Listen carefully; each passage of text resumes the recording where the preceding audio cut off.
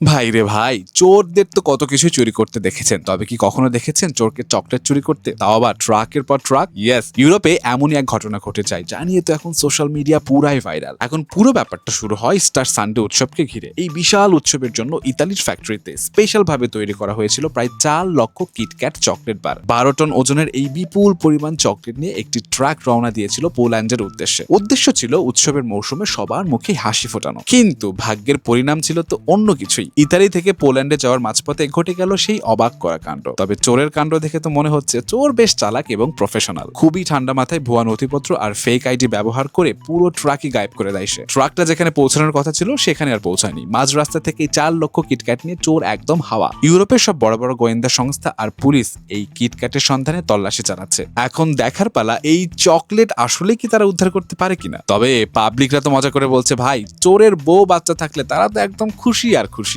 আবার অনেকেই বলছে 4 লক্ষ কিটক্যাট নিয়ে চোরেরা কখন কোথায় ব্রেক নিচ্ছে কে জানে। কারণ Have a break. Have a Kit Kat.